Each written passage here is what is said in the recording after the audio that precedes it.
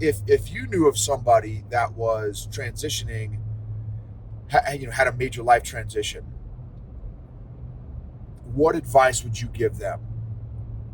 What advice would you give them? Looking back in your life's transitions, what have been some help, maybe what would be some things that you would not recommend, that you would not want to repeat, and also some things that you would definitely do and include, maybe that you have done before in your own life transitions, or that you wish you had done. Welcome to the EQ Gangster podcast, where you will learn practical tools to grow your mental and emotional health and intelligence to be the best version of yourself, both at work and at home. It is real, raw, and transformational. The journey of emotional growth isn't easy, but it's worth it. I believe in you.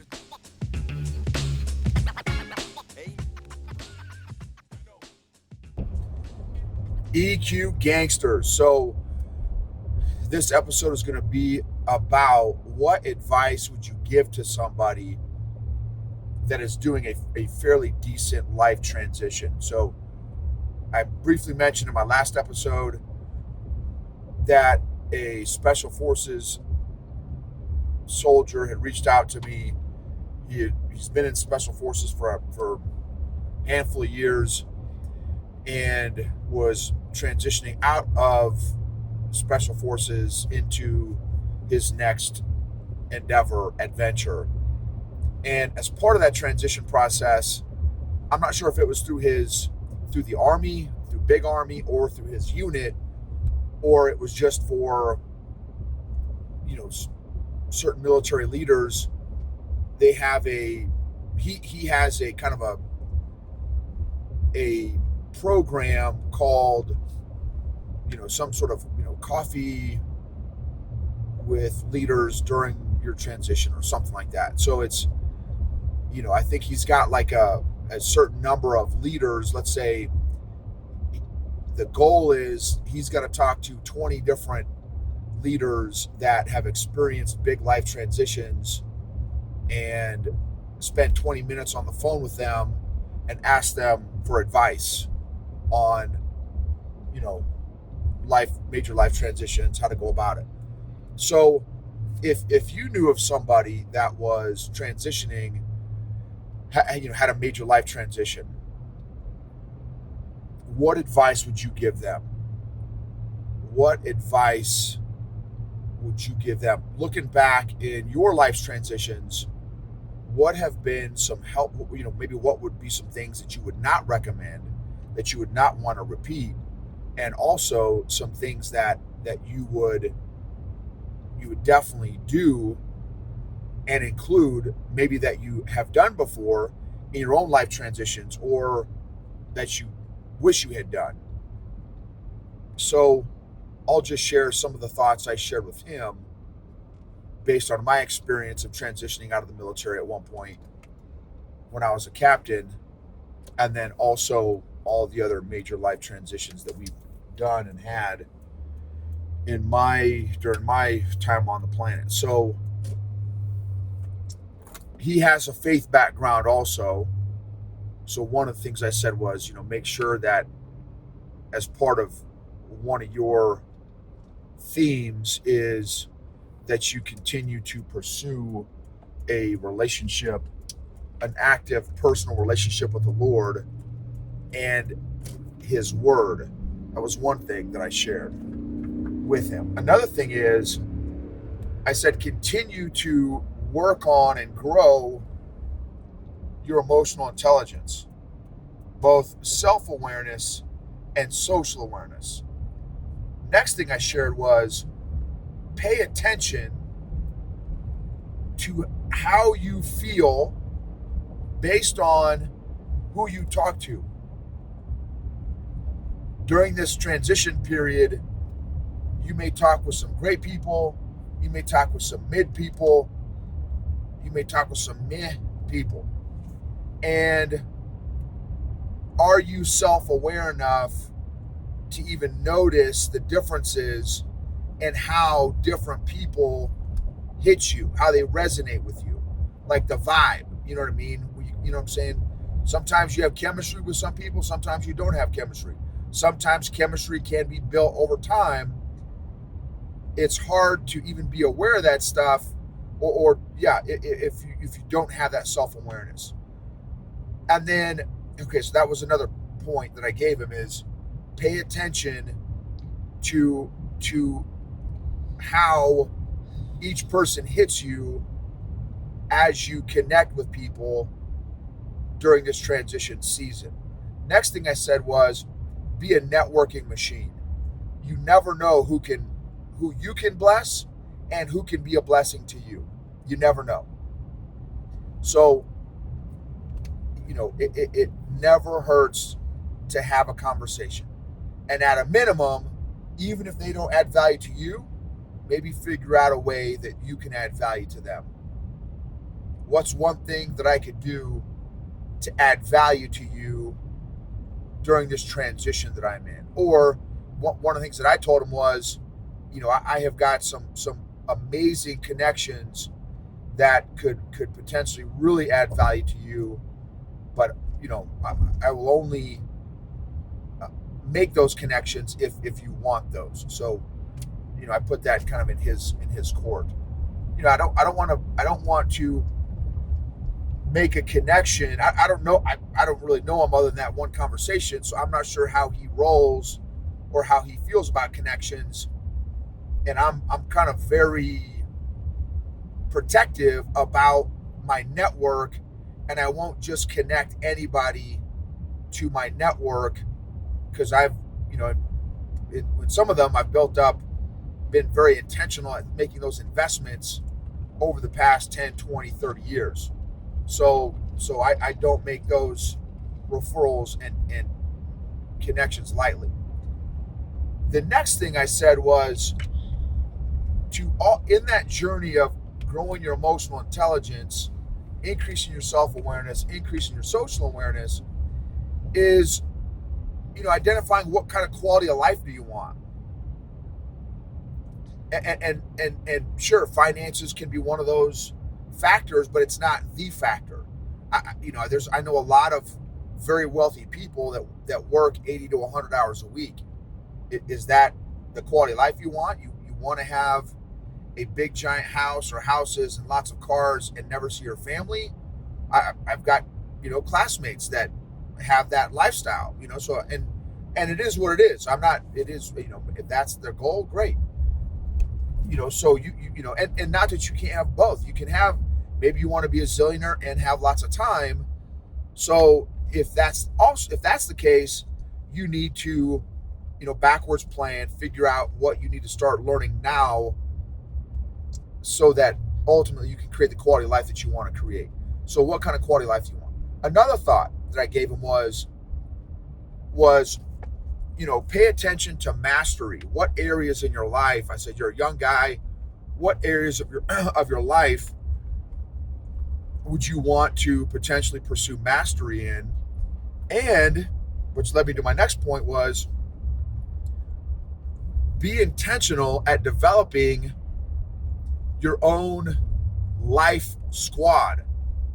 So rather than it happen by happenstance and chance, be intentional at reaching out to, connecting with, collecting, investing in those relationships that you want in your life throughout your life. What kind of people do you want in your life? And how intentional are you at investing in those relationships so that they can be in your tribe, your squad throughout your life? And it's going to require investments on each individual's part to build those relationships intentionally. And what does that look like? What does that look like? And then based on what areas of life you want to master, who can you pursue that is further down that mastery road in the area that you're trying to master? or who already has mastery in that particular area that you're also potentially wanting to master. One of the things that I share with him is what you do with your life. And again, he's young. At this phase in your life, I think is less important than who you do life with. I think it's really important to consider who we are spending time with. You've probably heard the quote, famous people say it all the time, you will be like the 5 people that you spend the most time with. Their marriages, their finances, their intellect, their curiosity, their EQ. By and large, your life will be a very close reflection of the 5 people that you spend the most time with. And we were reflecting the other day on who our circle is for my wife and I, and we have a few different social circles, and they are all very different, but they also all have a couple themes that are similar among all the social groups that we have, even though they are very different. And to be honest with you, I'm not sure how well they would all get along if we got our entire social group together. I don't know, to be honest with you. But and I asked him, I said, so what do you think, even though we have very different social circles, different generations of social circles, different backgrounds of social circles, different races of social circles, we've got a very kind of diverse mix of our social circles. And I gave him some time to answer, and he had I think a fairly decent response. He said, probably, you guys are all pursuing emotional intelligence, and your emotional intelligence is probably all pretty similar, and you guys are willing to kind of help each other out, which that's good. I think that's fair. It's a fair comment. The main thing that is common among my particular social circle that of people that I have chosen to invest time into those relationships, we all are very intentionally, actively, and consistently growing ourselves personally and professionally, which is one of my strengths. And for StrengthsFinder 2.0, which I talk about a lot in my podcast, StrengthsFinder 2.0 learner and input are in my top either 5 or top 10. And so I love being around people that also love learning and growing and changing. So now that may not be your jam or your thread, but just pay attention. Pay attention to who is in your current social circles and why. Do a relationship audit. Who are you spending time with and why? How often are you spending time with those people? And one of the things that I just worked on with a client today is with this relationship audit is a relationship bank account audit. Do an audit of the relationships in your life and determine, are the relationships that you have personally and professionally, are they in the black? Are they doing well? Are you making consistent deposits in those relationships? Or are those relationships in the red? And if you or they makes a withdrawal, now that relationship is in the red, deeper in the red. So, and I think for a lot of us, we assume, right? A lot of times we judge ourselves on our intentions and others on their actions, and those don't always match up. I may intend to have a great relationship with every single person that I know. The reality is I have not equally invested time into every single relationship that I know, obviously, because it's not possible. So and the older I get, the more boundaries I have, and the more willing I am to exercise those boundaries, especially from our particular background of coming out of the business cult. Now, and again, the older I get, I'm very, I am not, actively. I'm not building relationships from a place of emotional neediness anymore. Where pre-EQ days, I wanted to get everyone to like me and affirm me and validate me, and that's not a healthy relationship. That's not a healthy place to build a relationship from. So now I'm much more intentional and specific about who I build relationships with. So anyway, but the concept is that relationship bank account audit, to do that personally and professionally also, I think is a really good idea.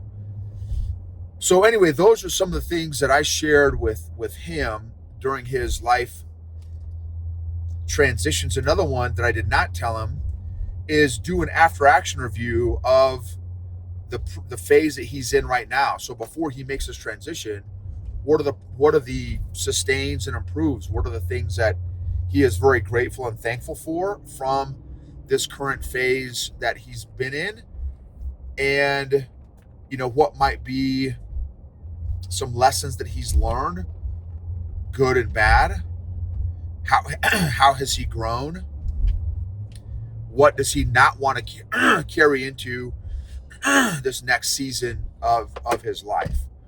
So anyway, those are some ideas. What ideas do you have in terms of giving somebody advice on making major life transitions, whether it's careers, it's relationships, whatever that is?